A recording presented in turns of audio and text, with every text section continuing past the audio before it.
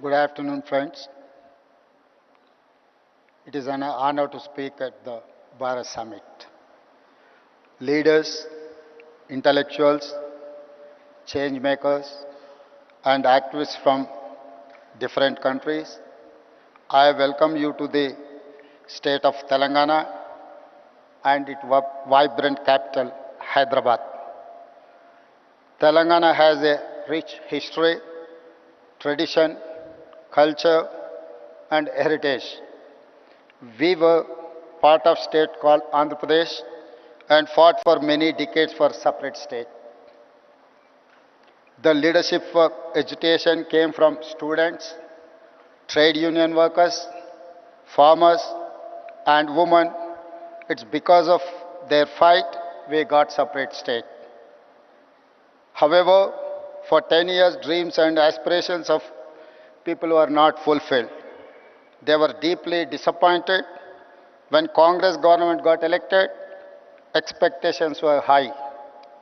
Our government has simple mantra: fulfill dreams of every section of society, especially students and youth, farmers, women, and, and oppressed castes. We have launched some of the biggest welfare schemes in the history of India. On August 15, 2024, we paid rupees 20,617 crore to 25,50,000 farmers totally debt-free. On India's Independence Day, farmers of Telangana found free from debt. This is biggest loan waiver in India for any state. Farmers in my state get 24/7 free power. We gave a crop input subsidy named by Right Bharosa of rupees 12,000 per year per acre of land. An annual support of rupees 12,000 per family is given to landless labor with Narega cards. Together, we give over rupees 20,000 crore annually to agriculture sector, farmers with land and landless labor combined. We are able to do justice to agriculture and farmers and the farming ecosystem. Farmers are seen agitating for minimum support price. In my state, in many states, in Telangana, we give minimum support price and additional paddy crop bonus of rupees 500 per quintal. Telangana farmers are making profits after we introduced bonus scheme. Farmers also benefit from both farmers insurance and crop insurance. And also students were at the forefront of Telangana education, but nothing was done for them. Their education or employment opportunities. Many youth pass out from college with a certificate but no skills. For such youth, we started the Young India Skills University. There were no government job recruitment or notifications. When we took charge in the first year, we could fill over 60,000 jobs in government. We now launched Raju Yuva Vikasam to fund startup dreams, covering 5 lakh youth. The Congress party has a history of understanding what people need to different times and make policies to address those needs. Pandit Jawaharlal Nehru, first Prime Minister of India, focused on irrigation and education. Srimati Indira Gandhi focused on removing poverty through programs for roti, kapda or makan. The next 3 Congress Prime Ministers, Mr. Rajiv Gandhi, P.V. Narasimha Rao and Manmohan Singh focused on modernization, development and global technology revolutions like telecom and software. It is they who made it possible today for India to be 5th largest economy in the world. Our top priority is education, health and employment opportunities. We attended investment summits in Davos, USA, South Korea, Japan, and Singapore. We got over 2.5 lakh crores investment to create jobs for youth in private sector. Telangana is a state where women are treated with equality and respect as part of our culture. Our women have led the struggle for separate state as strongly as our men. For my government, women, farmers and youth are most important stakeholders. We have amazing women entrepreneurs in my state. They are organized into self-help groups. It has 67 lakh members. We want to make 10 million women business successes. We want to see them grow into millionaires. We have made these women owners of solar power plants, electric RTC buses, petrol bunks, and gave them shops in premium retail outlets. Today, they are earning more money than ever before. Today, our power distribution companies have signed deals with women solar power companies to buy 1000 megawatt solar power. Women own 600 buses competing with corporate transport firms. Our women entrepreneurs are competing with Adani, Ambani and big corporates in running these solar plants, EV buses, and have shops in the highest street retail at Shilparamam. In fact, we have scheduled a visit to this amazing facility where they are making products and displaying and selling them to world market. You will see their faces, happy and proud, because they own businesses next to top global companies like Microsoft, Google, HCL, Infosys, etc.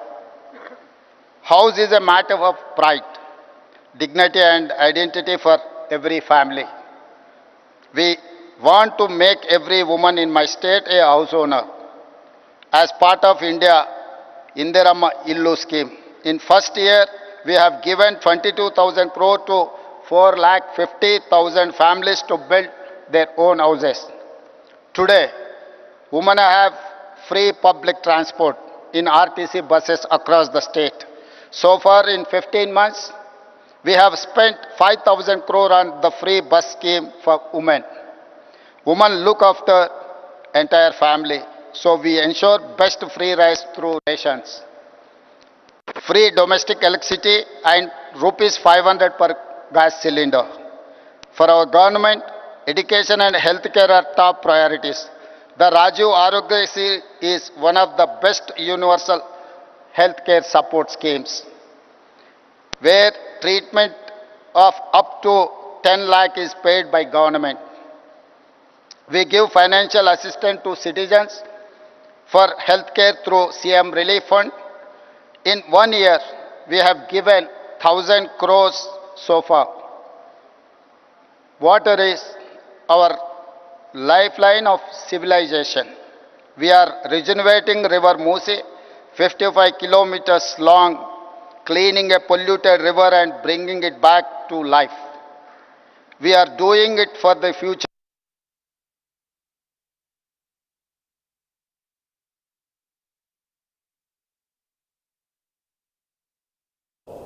We have studied river and waterfront development in many cities, including River Hudson in New York, Thames in London, Sumida in Tokyo. Muse will become biggest attraction of our city in the future and create thousands of jobs. Infrastructure is crucial to fight poverty and create wealth for all. We are undertaking many infra projects to make Hyderabad a top global city. We are building future city, a 30,000 acre world-class city, a regional ring road of 370 kilometers long and expanding our metro railway. You must have visited Charminar, Golconda Fort, Makkah Masjid, Hussain Sagar Lake and Buddha statue. In times ahead, we will add many modern marvels. We are combining and balancing between needs for investments, jobs creation, economic growth and welfare and environment for good governance. Our approach is simple. Increase government revenue to share with the poor people. We are transparent and proactive in reforms. For example, we are setting up a gig and app workers welfare policy. We have shared draft policy in public for feedback and suggestions. We conduct Prajavani where citizens can share all their issues and problems. Every week, officials, MLAs, MLCs, ministers and Chief Minister listen to people's grievances to address them. We have a portal to monitor entire program transparently. I am proud to share Telangana is the first state in India to conduct a caste survey. For nearly 100 years, no one conducted it. Empowerment of BCs is part of Telangana model. It is a reason why Telangana is rising. It is the reason why Telangana is a role model for OBC empowerment. We are first state in India to subclassify quota for Dalits to fulfill their age-old demand. Now, 15% SC quota is subdivided among subcastes. We are proud to say Telangana is rising because of Dalits are rising. I am delighted to share that Telangana is the first government to recruit third gender in our government as part of traffic police force. We will take them into other departments too. Implementing welfare, ensuring infrastructure and investment to create jobs and wealth, transparent governance and removing corruption is the hallmark for our government. We are already seeing results. Fastest growing economy, highest per capita income, fastest jobs creation, lowest inflation, best policing, highest own tax collections, rapidly emerging as a hub in many sectors like global competency centers or otherwise GCCs, EVs and data centers. Our work has started. We have to do a lot more. I invite all of you to please join this mission to change lives of people of positively. You must use your experience, knowledge, skills to share the Telangana rising story and give us inputs to do better work. Tell the world what you have seen and witnessed. Tell the world about our vision, our work, our achievements, the transformation and people's views. Become the brand ambassadors of Telangana Rising. I wish you all wonderful time at Bharat Summit. Thank you. Thank you very much.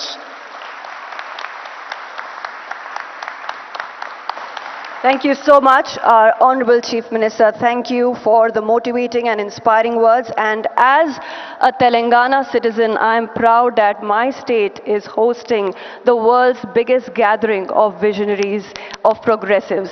And yes, I'm sure that with our Honorable Chief Minister's development vision of Telangana, Telangana rising, we will definitely be attracting a lot of investors and entrepreneurs from across the world.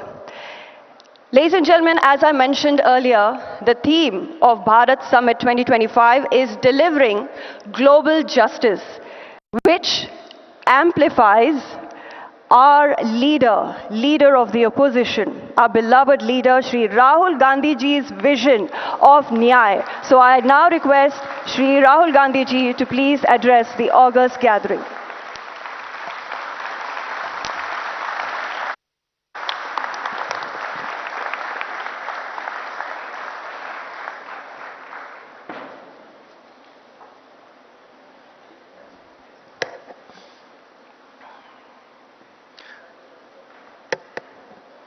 I'd like to welcome all the delegates from different countries who have come here for the summit.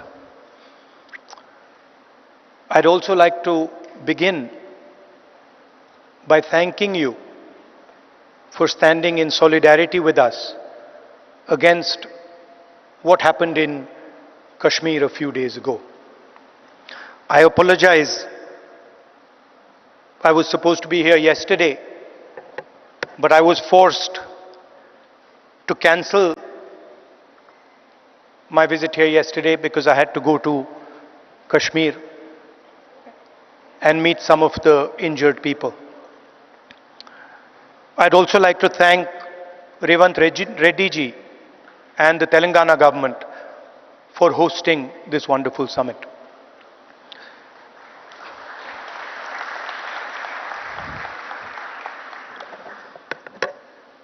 As we all know, politics, democratic politics, has fundamentally changed across the globe. The rules that applied, I would say, a decade ago, simply don't apply anymore. Sometimes, when I speak to younger members of our party, what was effective 10 years ago, the tools that worked 10 years ago, simply do not work anymore. They cannot face the concept of capital, modern media, modern social media. And so, in a sense, the old politician is dead, and a new politician, a new type of politician has to be constructed. And that really is the challenge in front of all of us. What does this new politics look like? What are the ideas that emerge from this new politics? I'm sure you've had a deep discussion about policies, about how we should think about education, how we should think about regaining the democratic space, how we should think about healthcare. And each one of us has a particular view on that. So I'm not going to delve too much into the policy positions. I'm going to talk about what I think is the correct lens with which to approach our politics. Some years ago, we in the Congress party felt completely trapped in this new politics, aggressive politics, a politics where the opposition is not talked to, but the idea is to crush the opposition. And we found that all our avenues were compromised. The media,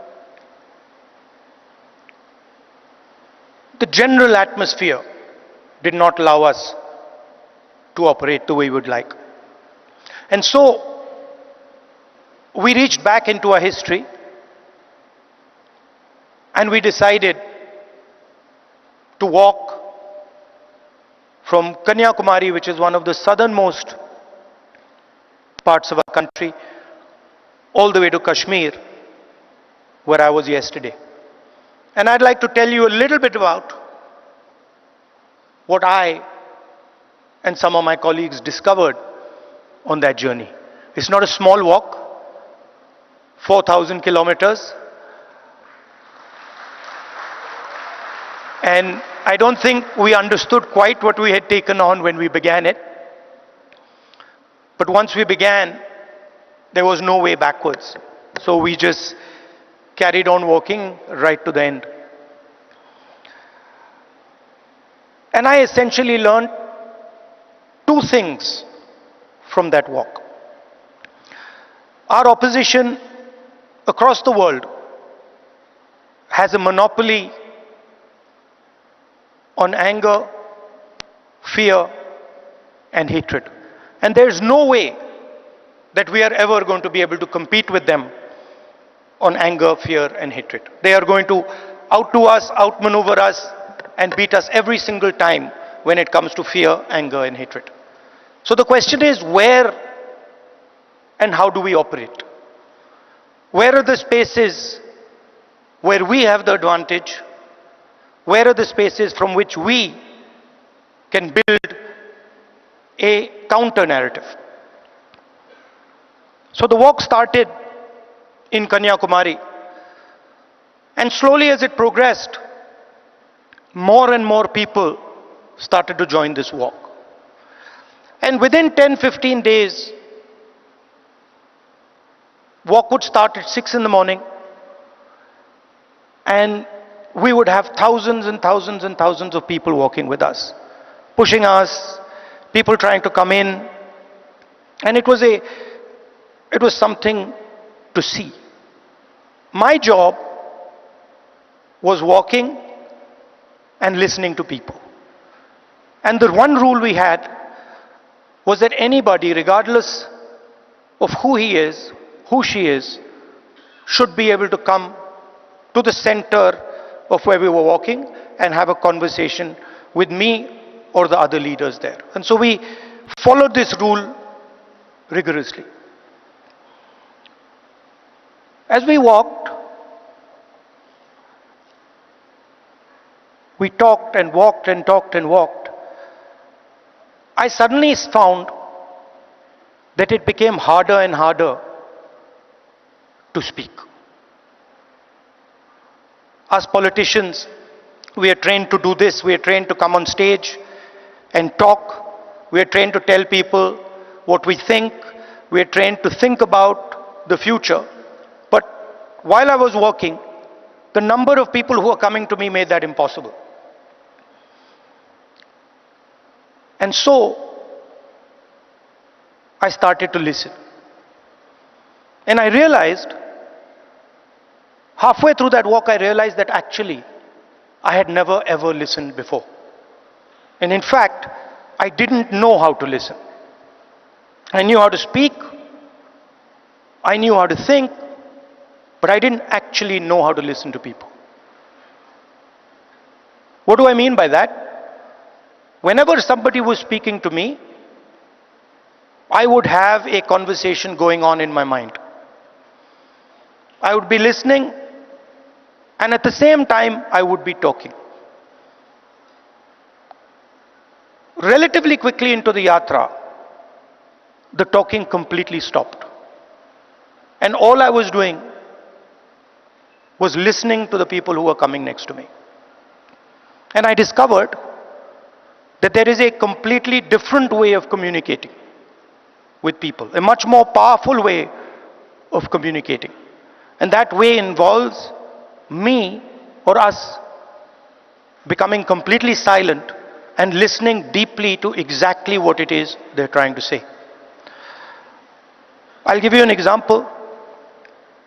The one that really struck me. We were walking.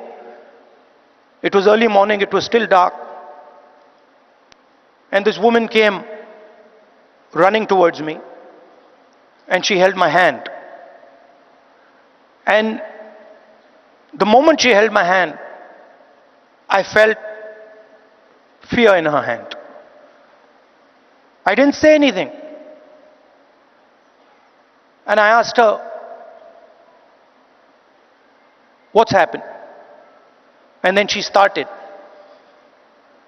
And she said to me, I've come here to walk, but I have to go back. I have to go back quickly. I said, "Why?" She said, "Because my husband is beating me. My husband is thrashing me, and I have come here to this yatra." And then I said to her, I said, "What do you want me to do?" And she looked at me, she says, I don't want you to do anything. I just want you to know that this is happening to me. And the moment she said that, her hand completely relaxed. And I realized that it was as important for her to be heard, for me to understand and us to understand exactly what it was that she was going through. That was as important as any action we could take. And in 1 second, she transmitted to me what millions and millions of women go through in their homes. So our opposition really does not know how to listen, because they already have all the answers. They know exactly what is supposed to be done. And this is completely flawed, because it is the people who know what has to be done. And if there is one thing that we have failed at with all the social media and all the modern communication methods, it is that we have, as politicians, failed to deeply listen to what our people are trying to tell us. And this is the space where we can really operate, because our opponents have completely vacated this space. They're not there. They don't exist there. The second thing I learned, even more powerful than listening properly, on the yatra, it suddenly struck me, something struck me, that when it comes to people I'm close to, my mother, my sister, my friends, I'm very comfortable using the word love. And it struck me that I'd been in politics since 2004. And I never ever used or expressed love to anybody. So I was saying to people that I want to help you. I was working hard to help people, but I was not expressing the reason I was working. And so on the yatra,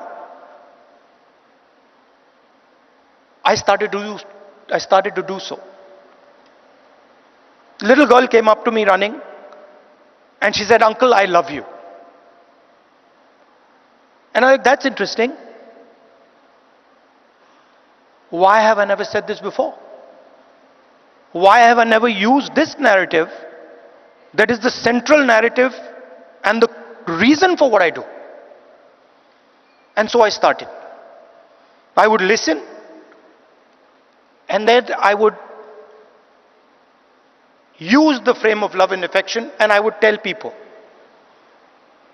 that, you know, I love you very much. And something quite amazing started to happen. Till the yatra, I never used the frame of love, and nobody else used the frame of love. So I didn't have people coming up to me and saying, "I love you." And since I started using the frame of love, since I started saying to people these sort of uncomfortable words, that listen, I love you and that's why I do what I do, that's why I work, suddenly they started to respond. And today,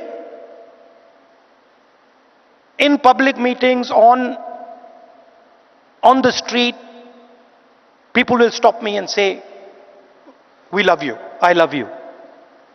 And the powerful thing about that is it starts the conversation at a place from where it's very, very easy to operate. Often we think that we are going to connect to people indirectly through policy, through the future. We'll help you with your children's education. We'll help you with finance. And there's a place for that. there is also a way to connect directly to the persons present. Directly saying to them that the reason I'm standing here and the reason I'm doing what I do is because I have affection, love and affection for you. And it has completely changed my politics. It has made my life so much easier. It has made my ability to connect with people so much easier, I cannot tell you. On the yatra, we got a slogan. The slogan in Hindi is Nafrat ke bazaar mein mohabbat ki dukaan, which people who understand Hindi will translate. But what it basically means is that in a marketplace of hatred,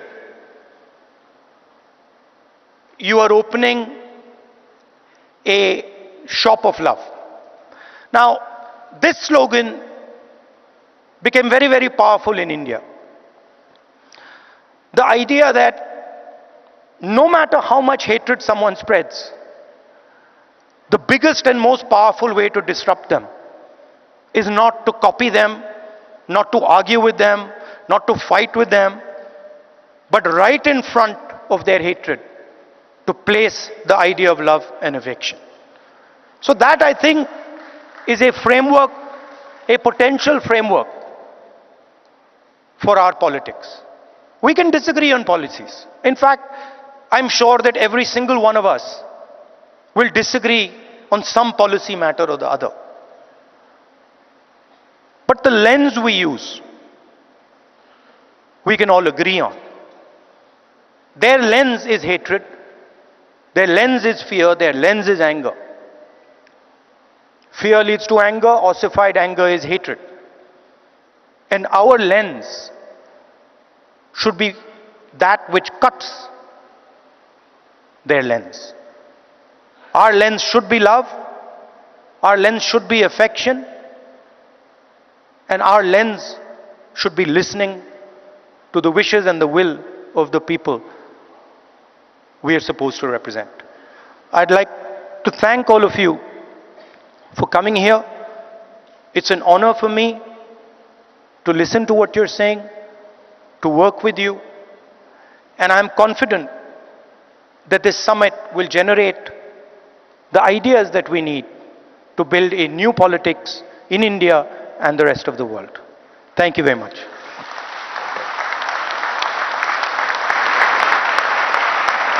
Thank you so much, Shri Rahul Gandhi ji, ladies and gentlemen, always motivating and inspiring us.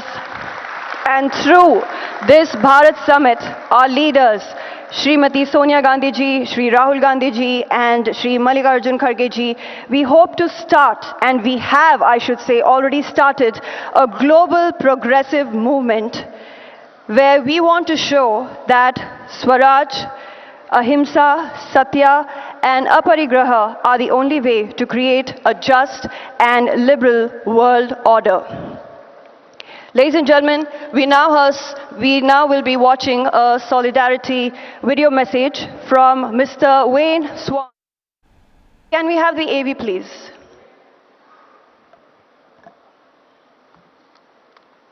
My name is Wayne Swan. I'm the President of the Australian Labor Party, and I wish you all a very, very successful conference. As Social Democrats, we all believe in the power of public policy to change people's lives forever. Our central purpose is to address economic injustice, wherever it is and for however long it takes. We know that without greater economic equality, it gets harder and harder to address racial and gender equality. In an era of hyper-individualism and the power of oligarchs, it gets harder and harder for us to secure economic equality. Our commitment must be to solidarity. We need to recognise that each of us have a stake in each other's success. To win the battle of ideas, we need a dedicated party organisation.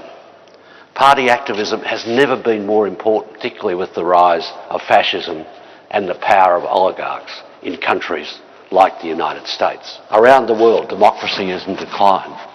The far right is on the march. It's within our power to resist these trends and to build a new social democracy that will deliver greater equality and justice for working people. In the United States, we see a government of billionaires, for billionaires, and by billionaires. Democracy in that country is under threat.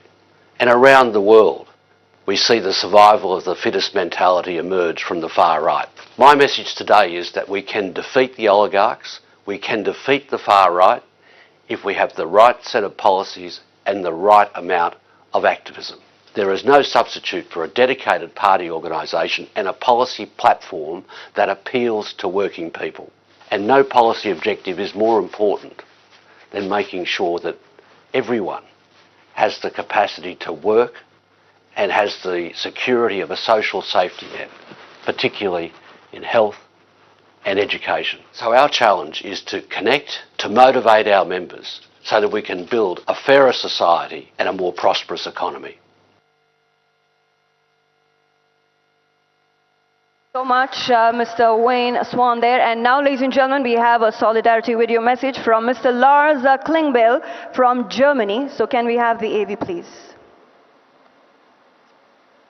Dear comrades and friends, dear Rahul Gandhi, on behalf of the Social Democratic Party of Germany, I would like to convey to you the warmest greetings. I would like to thank Rahul Gandhi and the Indian National Congress for hosting this international conference. Unfortunately, I cannot take part today. As many of you know, we are in the midst of forming a government in Germany. Dear friends, the issues we're facing in Germany and in Europe are closely connected to the topics you are discussing on your conference. Our international rule-based order has come under great pressure. Almost on a daily basis, we are witnessing attempts to disrupt, to undermine, and to circumvent the rules, values, and institutions that define and structure the very ties that bind us together in this world. Unfortunately, we are witnessing the increased questioning of these achievements. Threats, blackmail, and strong armed tactics are replacing negotiations and the belief in corporations and the search for common interest. Attempts are being made to replace the rule of law with the rule of might. These developments must be stopped. We need to return to the universal acceptance of the rule of law. We need to strengthen and improve the institutions of our international rule-based order.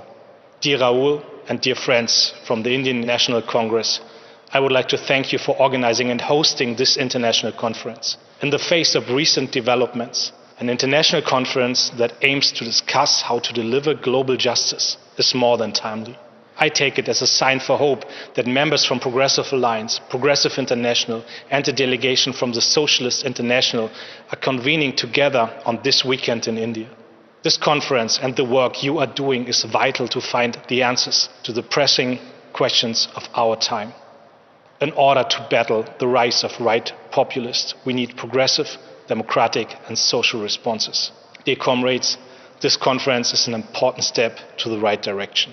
I look forward to further strengthen our cooperation. Let us contribute to a world that is safer, more just, and enables us all to live in dignity, prosperity, and peace. I wish you a successful conference. Thank you so much, Mr. Lars Klingbeil there. And now, ladies and gentlemen, we have our distinguished international leaders here present, and I will be introducing them onto the stage to speak to all of you. So I now request Mr. Giacomo Filibeck to please step forward and address the august gathering.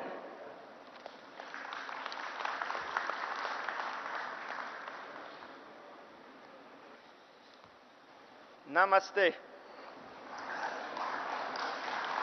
Leader of the opposition, Rahul Gandhi, Chief Minister, members of the Indian National Congress, members of the Progressive Alliance, fellow progressives.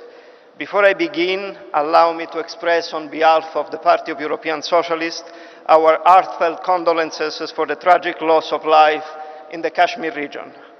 The grief of the families, the pain of communities must not go unnoticed. We stand in solidarity with all those affected and reaffirm our belief that peace and human lives must never be sacrificed for political gains. As we speak now, in these very hours, in my hometown, in Rome, the funerals of the Holy Father, Pope Francis, are taking place.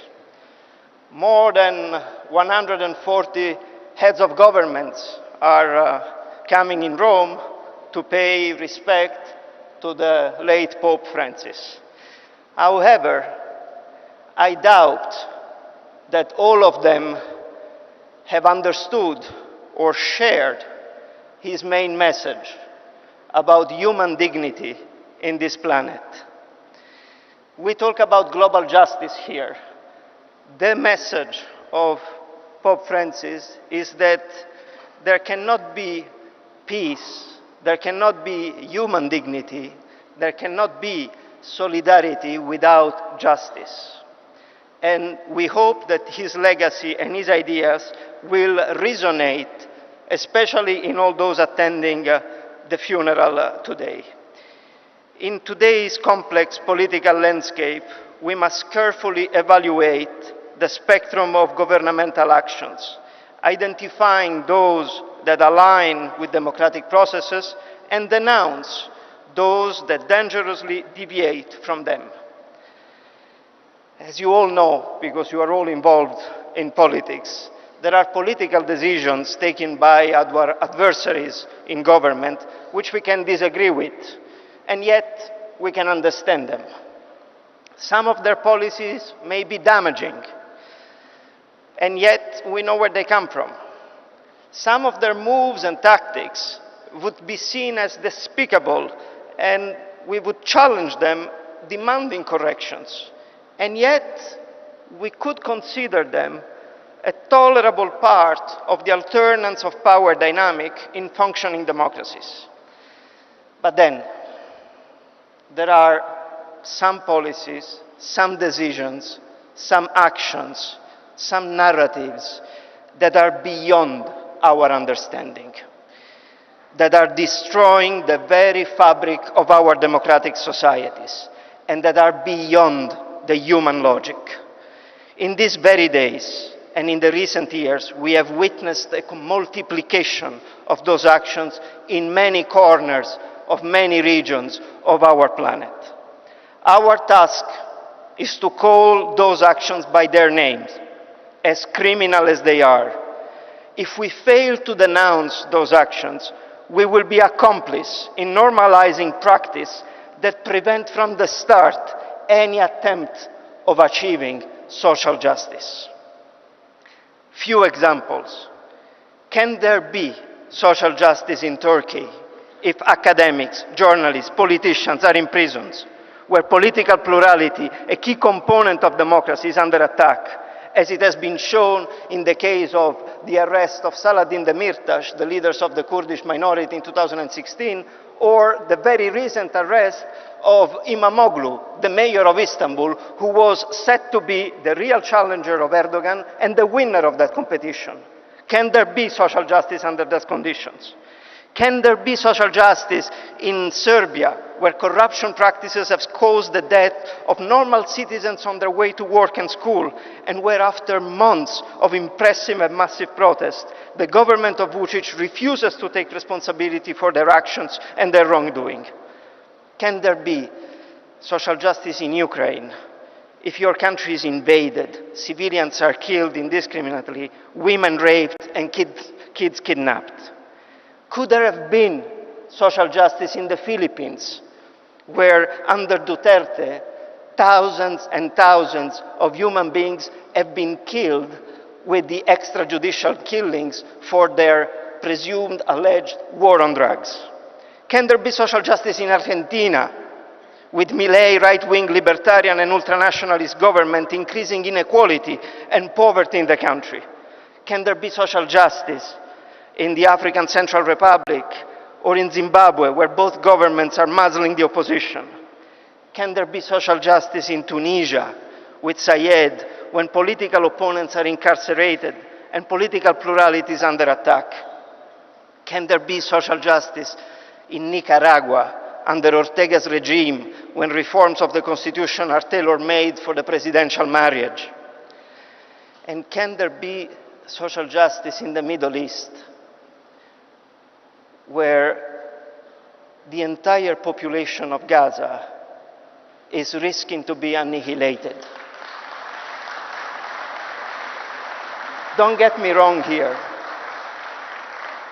We denounced the 7th of October terrorist attack as the most inhuman one we have seen in that region. And yet, you cannot respond with an equally inhuman strategy, attacking and targeting women, children, elderly, without discrimination. This is not what we expect from a democracy. And to conclude, even if the list is long, can there be social justice in the United States, where Trump systematically undermines democratic institutions by challenging the independence of federal agencies and free media? What was once considered a global model of democratic governments has devolved in a troubling narrative of institutional erosion and democratic backsliding. Comrades, as I said, this list can be longer than that, but we don't have enough time at disposal. But I know that all of you know yourself what and which countries I'm referring to, because you all have witnessed, in one way or the other, forms of injustice in your country. And if it was not in your country, it was in the neighboring country. And if it was not the neighboring country, it was in the region of where you stay in this world. The perpetrators of injustice in our systems are nowadays aligned, and they cooperate with each other. They speak the same language, and it was very eloquently said by the leader of the opposition, Rahul Gandhi, of hate and discrimination. We must dismantle the fear of the other and replace it with a narrative of unity, dignity, and shared progress. For all these reasons, it is of utmost importance that we all mobilize as progressive forces in unity around the world. We need to reinvigorate the global progressive movement, one that is driven by the belief that a better world is possible. For us to succeed, it is essential to deepen our links with all players like-minded around the world. And together we can build a common narrative and have a common voice to face this fragmented world that lies ahead. Yesterday was the 80th anniversary of the liberation of my country, of Italy, from the Nazi fascist occupation. We must never forget the sacrifice of the lives of the resistance movements in a country like Italy. Their sacrifice is what allowed the generation afterwards, like mine, to enjoy a system where human rights, freedom of speech, democratic practices are possible. There are forces in this world that are trying to push us to forget that sacrifice or to minimize it. We shall never allow this to happen. And the best way to do it is to unite ourselves under the leadership of leaders like Rahul Gandhi and all the leaders of our parties to make our voice heard in every region of the world. Bella ciao.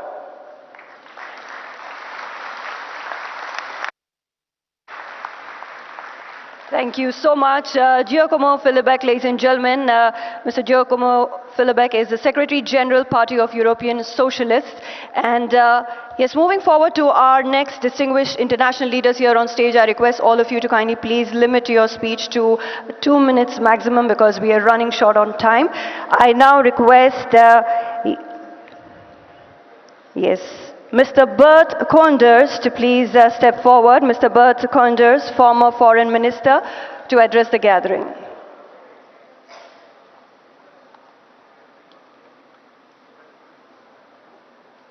Yes, I now request Mr. Bert Koenders, former Foreign Minister, to please address the gathering And I also request you, sir, to please limit your speech to maximum 2 minutes. Thank you very much. Thank you, sir. Mr. Gandhi, ladies and gentlemen, thank you very much. It's a great honor for me, representing here today the Dutch Labour Party, to be with you here in a very historic meeting. This is, I think, almost 80 years after the importance of this country and later on the Bandung Conference. And we have been inspired, I think, at the time by the leaders of the past, of thinking about how we could build an order in the world that was more equitable and just. And I think the Bandung Conference has to give an inspiration, not only for new politics in our countries, I think it's extremely important, but also about a new arrangement in our world, which is polarized, which is characterized by disrespect, by unilateralism. I'm limiting myself to 2 minutes, so let me give one plea. It is very urgent in a time of beggar thy neighbor policies, of unilateralism, of inward lookingness, that together the spirit of Bandung is coming back, inspired by your party, as a force for the Progressive Alliance to work on a new deal between the South and the North. India can be in the lead, Europe can be in the lead. We need a real deal for respectful multilateralism, not only in terms of justice and human rights. I think it's absolutely key. It was just mentioned. Thank you very much. We're in a time of repression, of respect of human rights. Never have been so many people and journalists being killed around the world. But it's also about an equitable economic order. And I think in that respect, the big announcement we are going and have made today on a new beginning for international justice should lead to concrete action. And thank you very much, all of you, in this great city of Hyderabad, to create a new Bandung. A Bandung worldwide with respect for each other, respect for human rights and international justice. Thank you very much.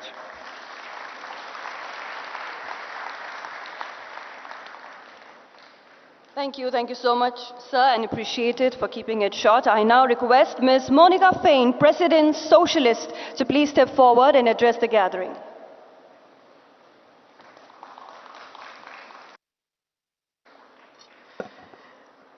Buenas tardes. Gracias al gobierno de Telangana, gracias a la Alianza Progresista, señor líder de la oposición Rahul Gandhi.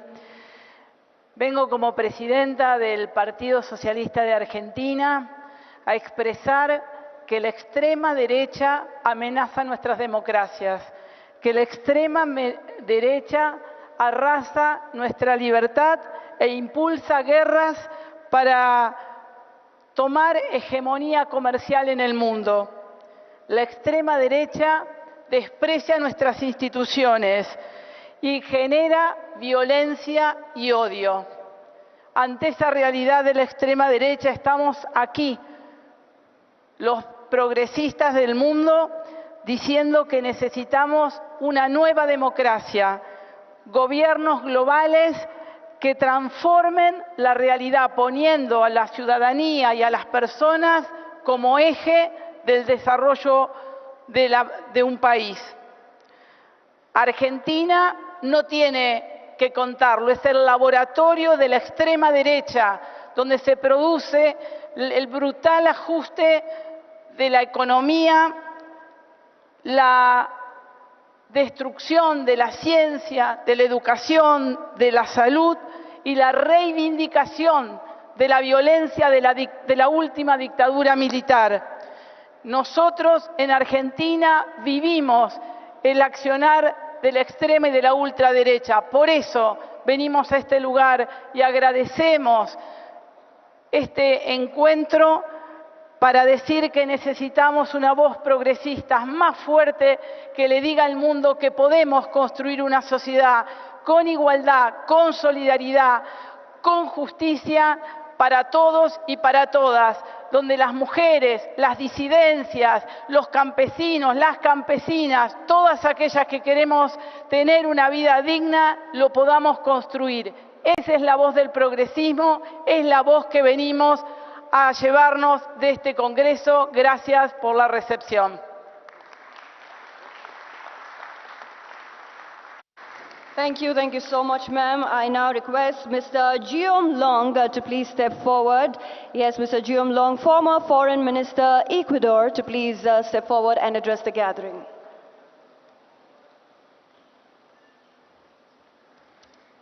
Thank you very much. I'd like to thank the government of Telangana for its very generous invitation, thank the Congress Party for hosting us, and thank the Progressive International. Thank you, Varsha, for bringing such a great delegation of 12 countries. It's a real honor for us to be here. And of course, I'd like to express my heartfelt condolences to the people of India, my sincere solidarity for the terrible, tragic attack that occurred this week in Kashmir. This is 70 years since the Bandung conference, this week. And in the very little time I have, I would like to ask the following question.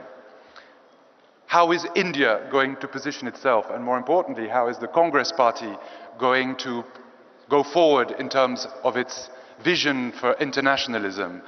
What is its foreign policy doctrine going to be? We've heard here that we're facing a unique historical moment.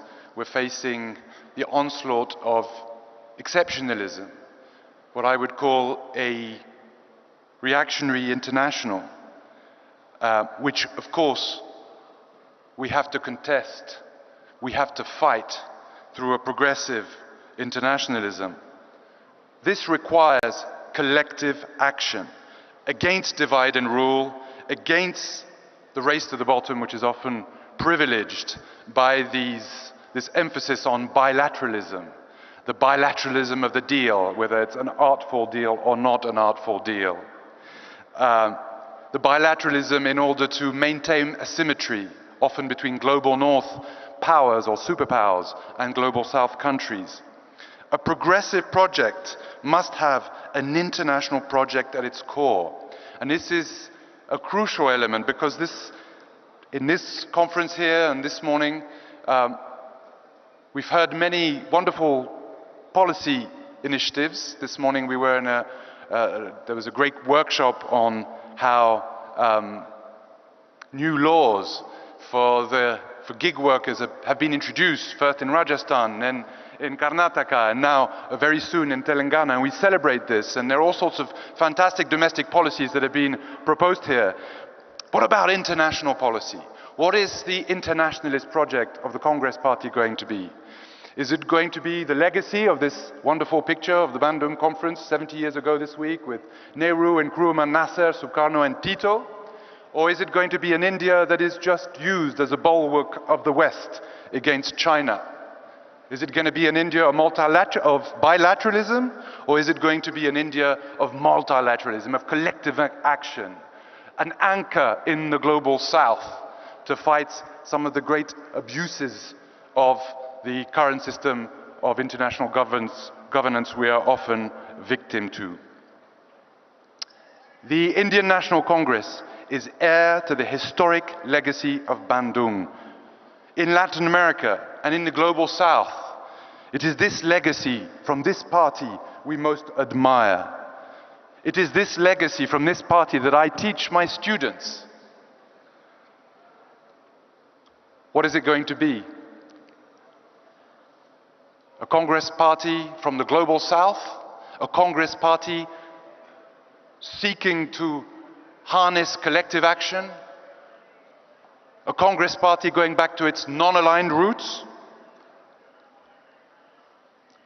We heartily hope so in Latin America and the global South, and we encourage you all to follow this path. We need a genuine, not a vacuous, not a tokenistic commitment to the struggle for the democratization of the international system that serves the needs, the interests, the rights of the world's majority. The Congress Party is called to play this role. Thank you very much.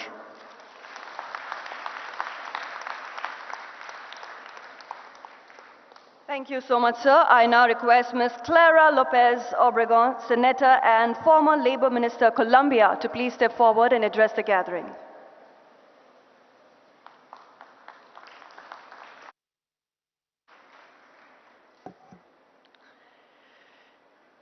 colleagues from the progressive forces of the world over, Mr. Rahul Gandhi, your words with that meaningful lesson of replacing or confronting the new politics of hate with the politics of love is the right way forward. In Colombia, our president, Gustavo Petro, too, has the politics of love and has life at the center of all his preoccupations. In the spirit of Bandung and as members of the Global South, we must once more decide not to be for or against any great power, but rather in favor of world peace, democratic values, human rights, global justice, and equitable development. May the Bharat Summit signify the unity of all progressive forces with the common goal of social justice in a world that once more faces the East-West divide and the challenges of intolerance, terrorism, and genocide, which we wholeheartedly condemn and express our solidarity for the happenings recently that have affected India and the world over. Let us lead the way and walk together, respecting our differences and sharing our strengths for the common good. Telangana has given us great examples, and thank you for your generous hospitality. Thank you all.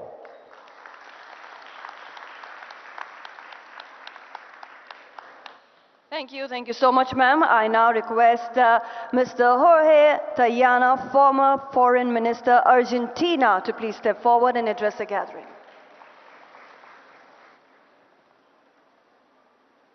Thank you to the authorities of Telangana. Thank you, Rahul Gandhi, to be here for your address and for support this initiative, and to all the people that are here. Of course, we support and we are very sorry for the attack the other day. I invoke the Bandung spirit because it's very, in a sense, embody peace, non-violence, non-discrimination, and a commitment to development rooted in respecting each nation's sovereignty. We stand before a world in transition, where the relationship between nation states is being fundamentally changed. The tension stems from their gradual erosion driven by technological revolution and compounded by productive, financial, communicative, and cultural globalization.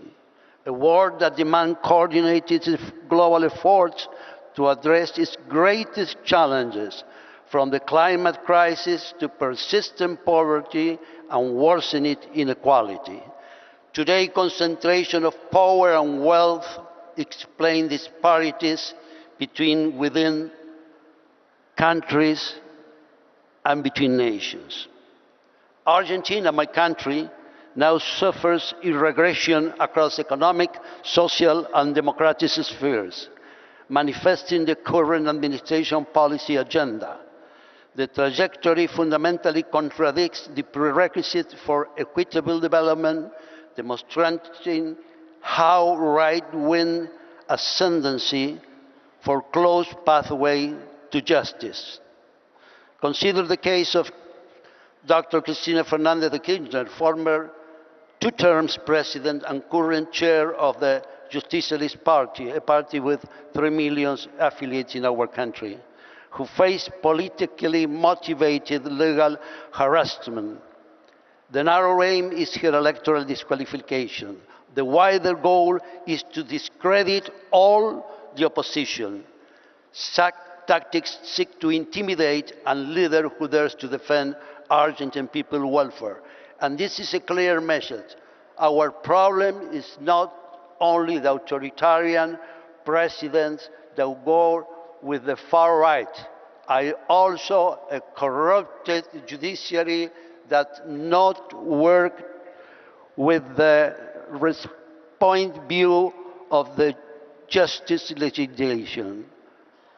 Judiciary branch is a serious problem in our country. This geopolitical tension and uneven development necessitates immediate action against inequality through three structural approaches: active non-alignment as a guiding doctrine, deeper regional integration, and institutionalized global South collaboration. On the final point, we must reaffirm Argentine's legitimate and unalienable sovereignty over the Malvinas, South Georgia, and Sandwich Islands and their surrounding maritime territories, integral parts of our national territory. The UN General Assembly Resolution 2665 explicitly recognizes the sovereignty dispute and calls upon Argentina and the United Kingdom to seek a peaceful, lasting solution. Yet, the UK not only disregard this resolution, but exploit both renewable and non-renewable natural resources in the dispute sector in the South Atlantic. In times of instability, advancing global justice in all its dimensions is an imperative for all who believes must serve the welfare of our people. Let me conclude with late Pope Francis' words. I was close to him, and my family used to tell that we are friends. He's now been buried in the Santa Maria Maggiore church in a humble coffin. He reminds us that the people is not peace is not achieved merely by ending wars, but by building a new world, one where we discover ourselves as different, yet more united and bound in fellowship than ever we imagined. Thank you very much. Thank you so much, sir. And yes, since Shri Rahul Gandhi ji has a hectic schedule ahead, I request all our distinguished international leaders to please limit your speech to just 1.5 minutes. We move forward to our next speaker. I request Mr. Cedric Wormuth, Swiss Party President, to please step forward and address the gathering. Thank you. I'm a father of two young children, two young girls, and some years ago, the older one came to me and said, "Hey Dad, how was that when human beings and dinosaurs were together on the planet? Did they like each other or did they fight?" And I tried to explain to her that dinosaurs had died before the human race came to Earth, and that nobody, no human is old enough to have ever seen actual living dinosaur. And then she turned her head and looked at me skeptically and said, "Not even you?" And that was the moment when I understood that the world had changed. And although there are only 30 years between her and me, I'm 39 years old, it's true. The politics I inherited, and we heard it from all the colleagues before, is a politics of an age that has gone long before us. And I think it's extremely important that we are precise on pointing on what's happening on the global stage these days and weeks and years. Yes, it has become fashionable in Western Europe to analyze the situation through the idea of the new polycrisis of neoliberalism. The truth is the crisis has always been there, but for the global South. The global North has just not seen it, and has exported its problems to the global south. This time, the crisis is coming back. And it is coming back under the disguise of these very dangerous clowns, which Mr. Trump is the most dangerous probably for world politics. And I'd like to be very precise. I'm still on the 30. I have the right to be a bit more outspoken than other ones in this room. I think we have to be very precise. There is a new coalition of a neo-fascist project and of class war by global billionaires who try to exploit nature and human beings even more than before, or as the ITUT points it out, a coup against democracy and everything we have been fighting for in the last 50 or 70 years. And there are two things I want to stress for the progressive movement. First of all, I think we should have been that who questioned the neoliberal global order, and we didn't. So it is high time to do it now, because we cannot become the bearers and the defenders of the status quo. We must be the ones who go further for dignity, liberty, truth, justice and equality for everyone. And I think also on this point, it is time for Europe, for the global north, for Switzerland, my country, to learn from the global south and to learn from what the leader of the INC just said, Rahul Gandhi, to turn to that politics of listening to people. So maybe we could start at a progressive international, progressive alliance, this global, not only Indian, but global yatra would be a little bit more like 40,000 kilometers, but 4,000 kilometers, but listening to the people of the world and taking up that struggle for more justice and trying to create a real common political ground that has dignity and love in its core. We are ready to do it. The world has only us to defend it. Please be with us. Go to action. We need global progressive politics. Thank you everyone for doing that every day.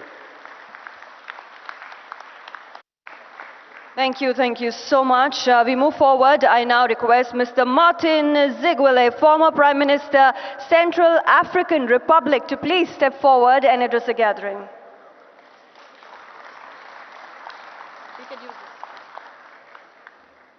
Merci, je serai très rapide, je parle en français. Je suis Martin Ziguele, je suis ancien Premier ministre de la République centrafricaine. La République centrafricaine est vraiment au cœur de l'Afrique. La même distance entre le Cap en Afrique du Sud jusqu'au canal de Suez en Égypte